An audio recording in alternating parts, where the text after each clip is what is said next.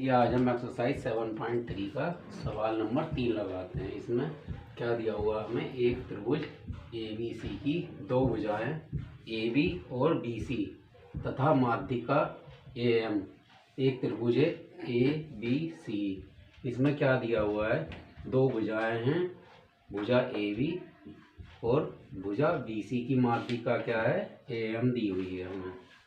क्रमशः एक दूसरे त्रिभुज, ऐसा ही कोई एक दूसरा त्रिभुज है, उसकी भुजाओं पी क्यू और क्यू आर तथा माध्यिका, एक इसकी भी माध्यिका दी हुई है पी एन, जो क्या है आपस में बराबर है, यानी कि भुजा ए बी बराबर है भुजा पी क्यू के, भुजा बी सी बराबर है भुजा बी सी बराबर है भुजा क्यू आर के, और भुजा ए एम बराबर है भुजा पी एन के।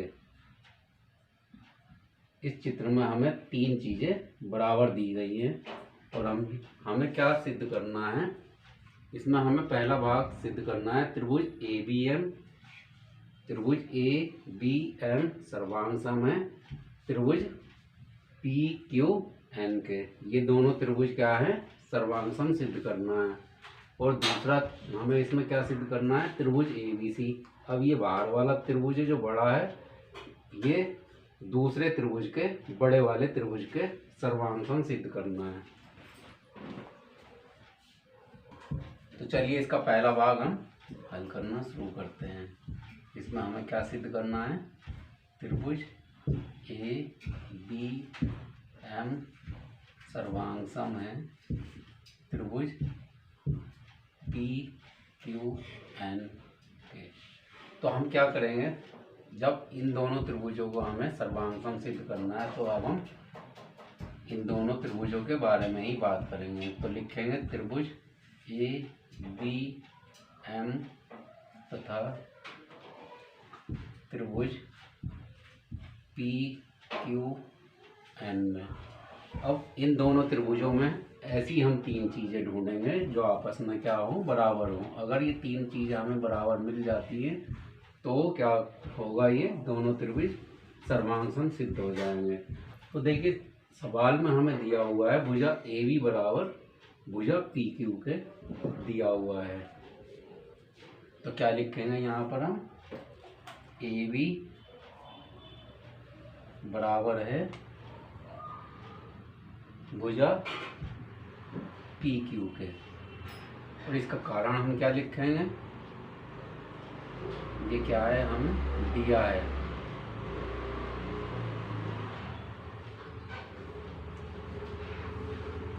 देखिए यहाँ पर दिया हुआ है दो भुजाएं ए बी तथा बी सी और माध्यिका क्रमशः दूसरे त्रिभुज की पी क्यू।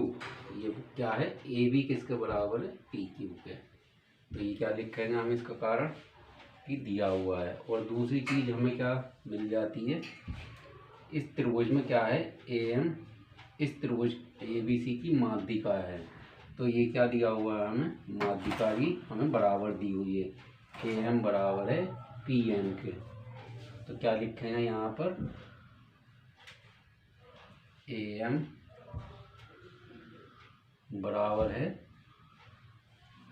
पी एन के। तो हम क्या लिखेंगे यहाँ पर, दिया है।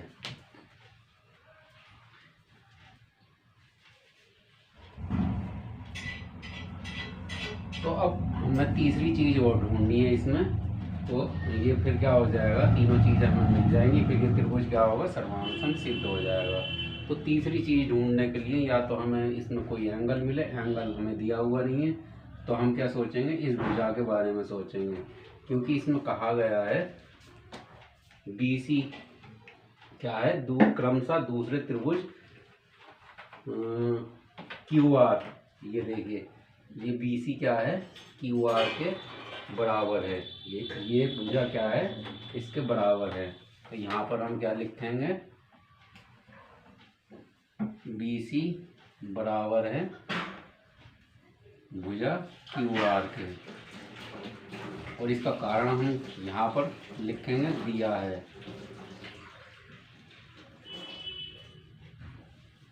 और देखिए अगर ये भुजा बी सी क्या है, ये एम क्या करती है, भुजा सॉरी बिंदु एम क्या करता है, इस भुजा की माध्यिका है ये। तो इसका मतलब क्या है, ये आपस में क्या है, ये भी बराबर हैं। तो क्या लिखेंगे हम यहाँ पर, बी एम बराबर क्यू एन। इसका कारण हम लिखेंगे ए एम तथा पी एन भुजा बीसी और क्यू आर की क्या है, माध्यिका है।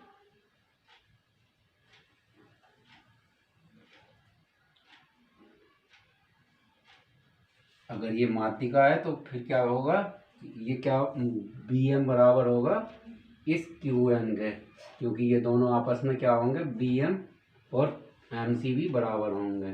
तो इसी तरह क्या हो जाएगा, ये बी एम क्यू एन के बराबर हो जाएगा। तो देखिए अब इन दोनों त्रिभुजों में हमें क्या चीज़, पहली भुजा ए बी बराबर मिल गई। ए बी किसके बराबर है, पी क्यू के। ए एम किसके बराबर है, इस माध्यिका पी एन के। ये भी क्या है, ये भी एक भुजा है और ये भी एक भुजा है। और ये क्या है हमारी बी एन, ये भी क्या है, ये भुजा है। तो अब हम क्या लिखेंगे यहाँ पर, त्रिभुज ए बी एम सर्वांग है त्रिभुज पी क्यू एन के। और इसका कारण हम क्या लिखेंगे, एस एस एस सर्वांग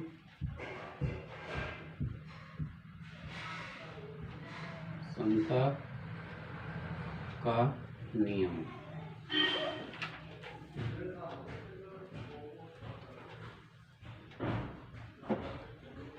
इसमें कौन सा नियम लगा है, सर्वांग एस एस एस सर्वांग समता का नियम।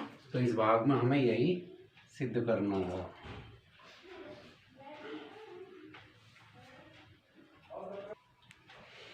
चलिए अब दूसरा भाग लेते हैं इसका। इसमें हमें क्या करना है, त्रिभुज एबीसी सर्वांग सम सिद्ध करना है त्रिभुज पी क्यू आर के। तो देखिए अगर हमें तीन चीज़ें इसमें बराबर मिल जाए तो क्या होगा, ये सर्वांग सम सिद्ध हो जाएगा। इसमें देखिए हम आसानी से कह सकते हैं कि पहली चीज़ क्या है, ए बी किसके बराबर है, पी क्यू के, और बी सी किसके बराबर है, क्यू आर के। बस हमें तीसरी चीज़ चाहिए जो कि हमें ढूंढनी पड़ेगी। तो देखिए इसे हल करना शुरू करते हैं। तो यहाँ पर क्या लिखेंगे, सबसे पहले ए बी यहाँ लिखेंगे, त्रिभुज ए बी सी तथा त्रिभुज पी क्यू आर में। इसमें हम क्या लिखेंगे, अब ए बी बराबर है पी क्यू के, क्योंकि ये क्या है, बड़े त्रिभुज में भी ये भुजा आती है और छोटे में भी आ रही थी, इसलिए क्या होगा, ये भी बराबर है पी क्यू के। इसका कारण हम लिखेंगे, ये हमें दिया हुआ है सवाल में। अब देखिए दूसरी चीज हमें क्या ढूंढनी है। अभी हमने पिछले भाग में सिद्ध किया है कि त्रिभुज ए बी एम सर्वांग सम है त्रिभुज पी क्यू एन के। तो अगर ये दोनों त्रिभुज सर्वांग सम है तो क्या है, इसके अन्य भाग भी सर्वांग सम होंगे। इसका मतलब क्या होगा, कोण बी किसके बराबर होगा, कोण क्यू के। तो यहाँ पर हम क्या लिखेंगे, कोण ए बी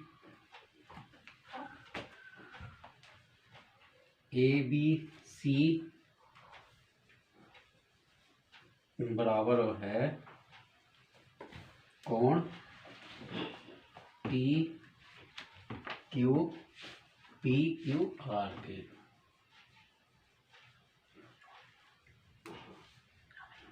इसे हम क्या लिखेंगे? इसका कारण हम लिखेंगे त्रिभुज ए बी एम सर्वांग सम है त्रिभुज पी क्यू एन के। तो क्या होगा? अगर ये दोनों त्रिभुज सर्वांग सम है तो क्या है? ये उसके संगत कोण हैं। तो संगत कोण भी क्या होते हैं? बराबर होते हैं। ये दोनों इसके संगत कोण हैं तो ये दोनों बराबर होंगे। और तीसरी चीज हमें क्या दी हुई है? तीसरी चीज हमें सवाल में ही दी हुई है, भुजा BC बराबर है भुजा QR के। इसका कारण हम क्या लिखेंगे? ये हमें दिया है क्योंकि उसने शुरू में ही कह दिया है AB और BC इसके बराबर है क्रमशः दूसरे त्रिभुज की भुजाओं PQ और QR के, जो कि ये है PQ ये है और QR ये है।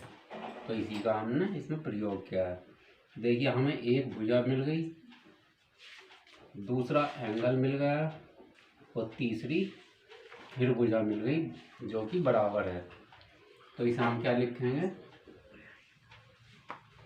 तो इसे हम लिख देंगे अब त्रिभुज ABC सर्वांग सम है त्रिभुज PQR के। और इसका कारण क्या लिखेंगे? SAS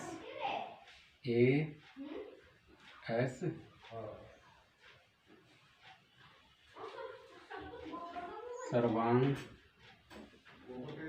समता का नियम।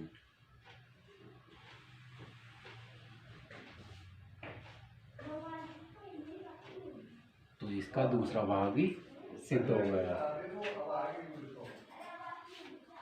इस वीडियो में इतना ही। अगली वीडियो में हम इसका अगला सवाल लगाएंगे। धन्यवाद।